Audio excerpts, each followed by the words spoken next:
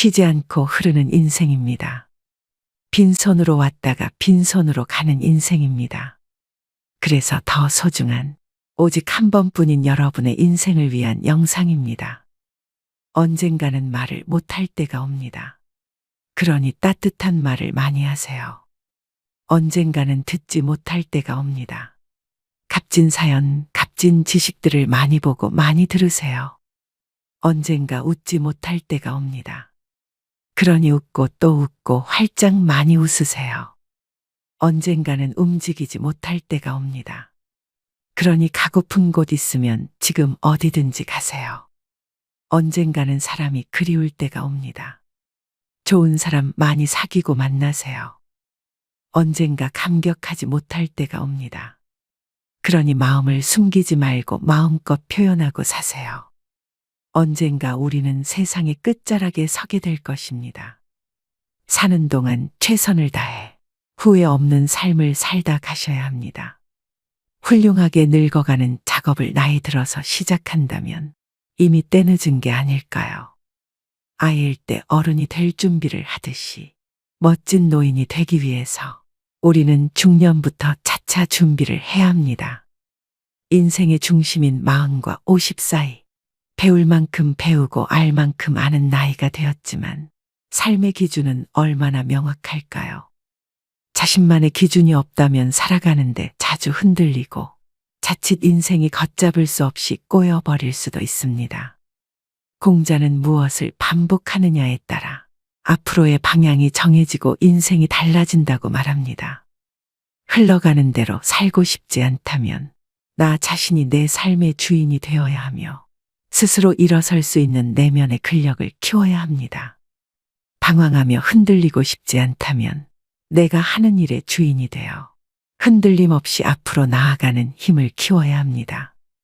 외롭게 살고 싶지 않다면 관계의 근력을 강화해 다른 사람들과 함께 살아가는 힘을 키워야 합니다. 지금까지 살아온 방식을 반복하면 앞으로의 인생도 바뀌지 않을 것입니다.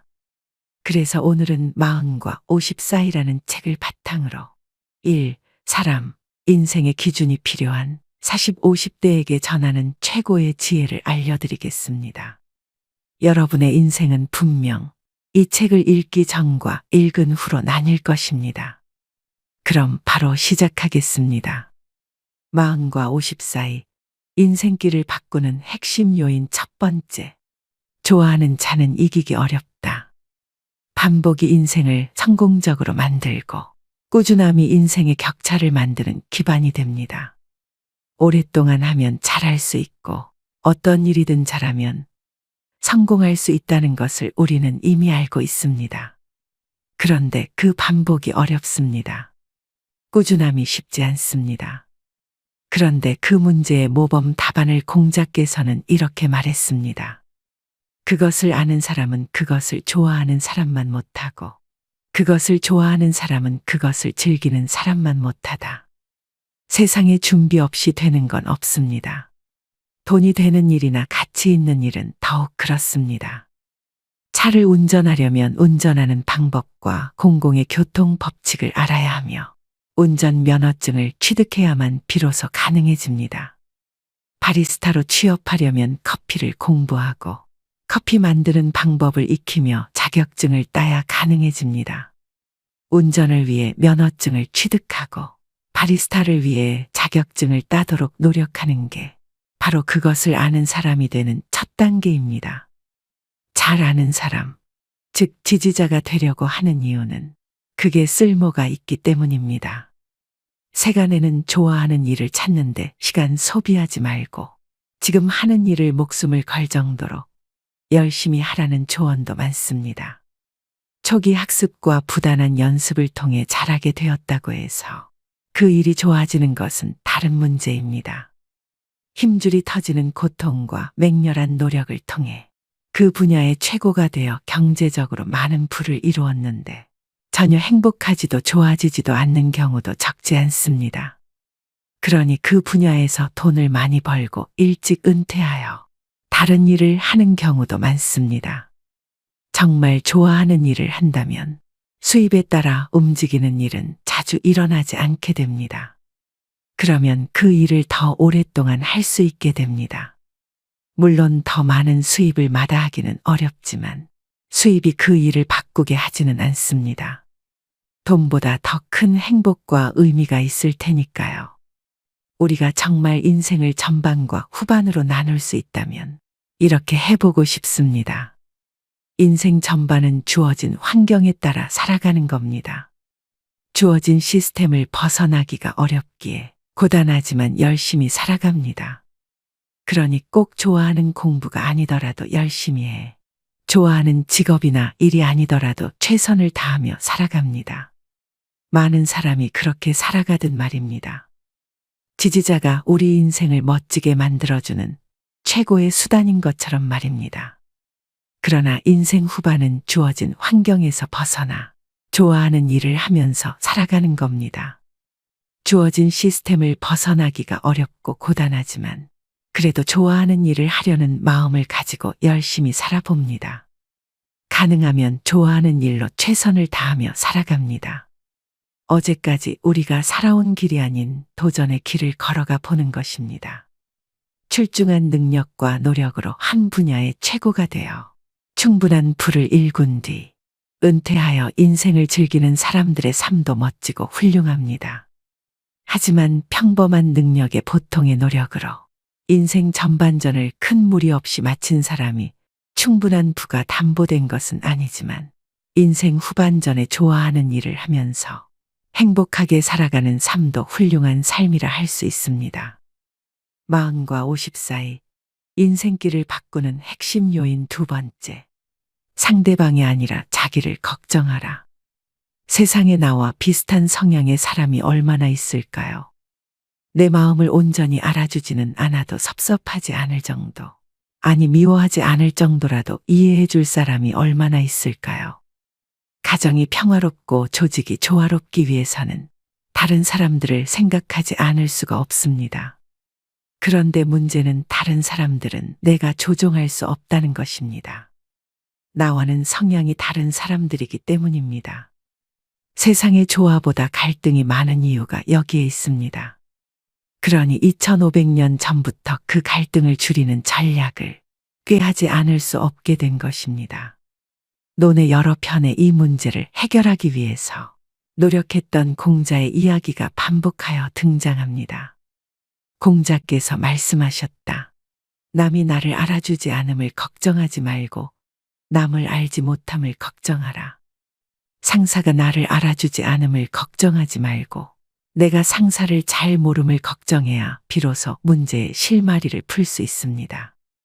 팀원이 나를 알아주지 않음을 걱정하지 말고 내가 팀원을 잘 모름을 걱정해야 비로소 문제가 풀립니다. 고객이 나를 알아주지 않음을 걱정하지 말고 내가 고객을 잘 모름을 걱정해야 고객의 지갑이 열립니다. 아내가 나를 알아주지 않음을 걱정하지 말고 내가 아내를 잘 모름을 걱정해야 평화가 찾아옵니다. 아이가 나를 알아주지 않음을 걱정하지 말고 내가 아이를 잘 모름을 걱정해야 비로소 문제가 해결됩니다.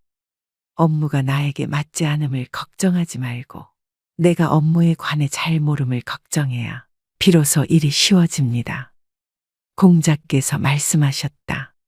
자리나 지위가 없음을 걱정하지 말고 그 자리에 앉을 수 있는 능력 갖추기를 걱정해야 하며 남이 나를 알아주지 않는 것을 걱정하지 말고 남이 알아줄 만하게 되도록 노력해야 한다. 사람은 누구나 더 높고 빛나는 자리에 앉고 싶어 합니다. 사원은 대리를 꿈꾸고 과장은 부장을 꿈꾸며 부장은 임원을 꿈꿉니다. 그런데 그 자리는 언제나 한정입니다. 그러니 지위에 대한 꿈도 중요하지만 그 지위에 맞는 역량과 재능이 있는지를 먼저 생각하라는 현실적인 충고입니다. 알아줄 만한데 알아주지 않는 것은 상대의 문제입니다. 알아줄 만하지 않은데 알아봐 주기를 바라는 것은 욕심입니다. 알아줄 만한데 알아주는 것은 일상의 일입니다. 알아줄 만하지 않은데 알아주는 것은 이상한 일입니다. 언제나 내가 할 일은 딱 한 가지, 알아줄 만한 사람이 되는 것입니다. 40과 50 사이 인생길을 바꾸는 핵심 요인 세 번째. 원하는 바를 얻고 싶다면 끊임없이 여지하라. 아무리 막막해도 궁리하면 뭔가 헤집고 나갈 틈이 보이기 시작합니다. 생각하고 또 생각하면 아이디어가 떠오릅니다. 한 발 한 발 내딛기 시작하면 전혀 생각지도 못했던 좋은 생각들이 꼬리에 꼬리를 물고 고구마 줄기처럼 나타납니다. 이게 바로 여지아의 힘입니다. 소재를 어찌해야 할까? 어제까지만 해도 전혀 생각지도 못했던 너무도 산뜻한 이야기 소재를 이미 내가 가지고 있었다는 사실에 놀라곤 합니다. 오늘도 그런 이야기를 이렇게 쓰면서 여지아, 어찌해야 할까?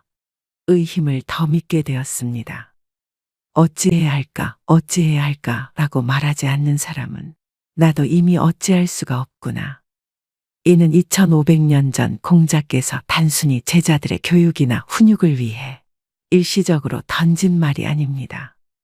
삶의 여러 가지 고민과 걱정을 해결하기 위해 낮에는 밥도 제대로 먹지 못하고 밤에는 잠도 설쳐가면서 생각한 결과 공자가 찾아낸 방법은 바로 궁리였습니다. 그가 그렇게 치열하게 궁리하고 고민하지 않았다면 배움이라는 효용을 찾기 어려웠을 것입니다. 공자는 끝없이 궁리했고 배움을 찾았습니다. 그 배움을 통해 동양 최고의 성인의 반열에 오르게 되었습니다. 어찌해야 할까? 어찌해야 할까?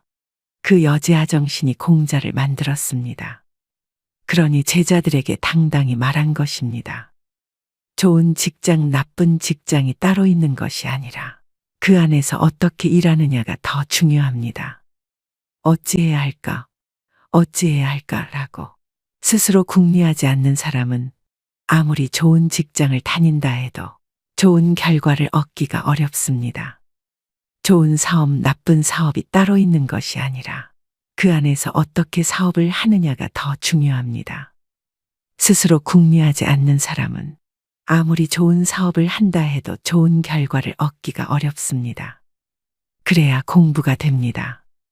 문제는 스스로 풀어야 합니다. 그래야 진짜 실력이 됩니다. 생각하고 궁리해서 풀어야 합니다. 어찌해야 할까를 반복해야 합니다. 한번 궁리해서 풀리는 문제라면 그것은 문제도 아닙니다. 풀기 쉬운 문제는 가치가 떨어집니다. 진짜 귀한 건 풀기 어려운 문제일지도 모릅니다. 5번 궁리를 반복하면 풀릴 문제를 4번째 포기하고 나가 떨어진다면 그건 궁리하지 않은 것과 같은 결과일 뿐입니다. 생각 없는 공부는 진짜 공부가 아닙니다. 생각 없는 실천은 진짜 실천이 아닙니다. 원하는 결과를 얻기 힘들기 때문입니다. 업무가 업무로 끝나서는 안 됩니다. 업무가 급여로만 끝나서는 안 됩니다. 직장 생활을 연봉으로만 맞바꾸어서는 안 됩니다. 업무는 자기 미래의 퍼스널 브랜드가 되어야 합니다. 업무는 현재의 직장을 퇴직하더라도 계속 자신을 살리는 강점으로 남아야 합니다. 직장 생활은 일을 통해 당당한 내가 되는 과정이어야 합니다. 그런 결과를 위해 필요한 게 있다면 바로 여지아입니다. 사장이 여지아를 하지 않고 직원에게만 여지아를 바라고 있다면 그 회사는 희망이 없는 기업입니다. 본인 스스로가 어찌해야 할까, 어찌해야 할까를 반복적으로 생각해야 합니다. 그렇지 않으면 세계 4대 성인인 공자조차도 이를 어찌할 수가 없다 했습니다. 궁하면 통한다는 말이 가만히 앉아 기다리는 사람에게까지 그렇다는 건 아닙니다. 아무 짓도 하지 않으면 아무 일도 일어나지 않습니다. 궁리하지 않으면 절대로 통하지 않습니다. 생각하지 않으면 풀리지 않습니다. 40과 50 사이 인생길을 바꾸는 핵심 요인 4번째. 덕이 있는 사람 곁에 사람들이 남는다. 사전적 의미로 덕은 인간으로의 도리를 행하려는 어질고 올바른 마음이나 훌륭한 인격, 도덕은 인륜의 대도, 인간으로서 마땅히 지켜야 할 도리 및 그에 맞는 행동이라 합니다. 공자께서 말씀하셨다. 덕이 있는 사람은 반드시 이웃이 있어 외롭지 않다. 공자께서는 덕이 있는 사람은 외롭지 않다고 했습니다. 신뢰와 사랑이 있는 사람은 외로울 수가 없습니다. 신뢰할 수 있는 사람 곁에는 늘 사람들이 모이기 때문입니다. 나의 상대나 나의 파트너가 덕이 있어서 사랑하고 이해하고 용서하고 도와주고 싶은 그런 어진 마음을 가진 사람이라면 그는 절대 외롭지 않을 것입니다. 믿음직스럽고 어진 사람을 좋아하는 사람들은 우리 주변에 흘러넘치기 때문입니다. 이는 예나 지금이나 마찬가지입니다. 혹독한 시기나 평화로운 시기나 마찬가지입니다. 동양이나 서양이나 마찬가지입니다. 덕이 있는 사람은 반드시 이웃이 있어 외롭지 않습니다. 스스로 일어서기 위해서는 덕이 필요합니다. 내가 남을 이해하고 포용하고 사랑하려면 먼저 내가 나를 이해하고 포용하고 사랑해야 합니다. 내가 나를 이해하지 못하면 많은 게 흐트러지고 견고하지 못하게 됩니다. 나의 현 위치를 파악하고 생각과 목표와 꿈을 설정해야 합니다. 내 꿈이 있어야 남의 꿈을 이해하고 포용하게 됩니다. 내 생각이 반듯해야 남의 생각을 이해하고 포용하게 됩니다. 내가 불안하면 남을 볼 겨를이 없어집니다. 나의 미래가 안개 속이면 남의 미래와 함께하기가 어렵습니다. 내가 나를 알아야 제대로 일어설 수 있습니다. 내가 먼저 의로운 사람이 되어야 견고하게 일어설 수 있습니다. 내가 나를 신뢰할 수 있어야 일어설 수 있습니다. 그러니 덕은 나를 세우는 도구입니다. 이 시대에 덕이 필요한 이유 3가지가 있습니다. 스스로 일어서기 위해서는 덕이 필요합니다. 내가 불안하면 남을 볼 겨를이 없어집니다. 나의 미래가 안개 속이면 남의 미래와 함께하기가 어렵습니다. 내가 나를 알아야 제대로 일어설 수 있습니다. 내가 먼저 의로운 사람이 되어야 견고하게 일어설 수 있습니다. 내가 나를 신뢰할 수 있어야 일어설 수 있습니다. 그러니 덕은 나를 세우는 도구입니다. 또 가정이 일어서기 위해서는 덕이 필요합니다. 가정의 시작은 부부입니다. 부부가 건강하고 서로 사랑한다면 못할 일이 없습니다. 돈이 없어도, 일이 힘들어도, 고부간이 갈등이 있어도 모두 이겨낼 수 있습니다. 부부가 사랑으로 합심하면 못할 일이 없기에 돈은 그리 큰 문제가 아닙니다. 부부가 사랑으로 서로 격려해 준다면 어떤 힘든 일도 이겨낼 수 있기에 일은 그리 큰 문제가 아닙니다. 부부간의 사랑이 견고하다면 고부간의 갈등도 결국에는 무너질 것이기에 그렇습니다. 돈 많고 잘난 사람이 사람을 모이게 할 수는 있지만 인품과 덕이 있는 사람이 사람들을 끝까지 남게 할 수 있습니다. 한 비자에 썼을 10%런 법술이 경영에 필요할 때도 있지만 사람 경영의 기본은 인품과 덕을 기준으로 삼아야 합니다. 사람이 있어 없는 덕이 만들어지는 것이 아니라 덕 있는 사람 곁으로 사람들이 모여드는 것입니다. 오늘의 영상 어떠셨나요? 사는 게 고달플지도 모릅니다. 하지만 언젠가는 고달픈 줄만 알았던 그 시절이 그리워질지도 모릅니다. 무더운 여름이 지나고 가을이 익어갑니다. 언제나 붉게 꽃 피우며 그칠 줄 모르던 배롱나무 백일홍도 조금씩 빛이 바래 하나 둘 떨어져 내리고 있습니다. 화무십일홍이여 건불 10년이라 했습니다. 학문을 익히고 뜻을 세우기는 어렵지만 소년은 늙기 쉽고 허송한 세월들은 후회스럽기 마련입니다. 곧 붉게 타는 단풍들을 보게 되겠지요. 그렇게까지 짧지 않았을 청춘이지만 지나간 날들은 모두 너무 짧았던 것처럼 느껴지고 청춘이 지난 후의 세월들은 바람처럼 빠르게 스쳐 지나갑니다. 봄날이 지난 후에 봄날이 너무 짧았다고 너무 빨리 지나가 버렸다고 후회하실 건가요? 미인방명이여 가인방명이라죠. 무릇 아름다운 시절은 후다닥 빠르게도 지나갑니다. 백일홍 하나 둘씩 뚝뚝 떨어져 내리면 머자나 산천은 온통 붉은 단풍으로 물들며 삭풍에 낙엽지며 떨어집니다. 언젠가는 이 아니라 멀지 않은 시일 내의 말입니다.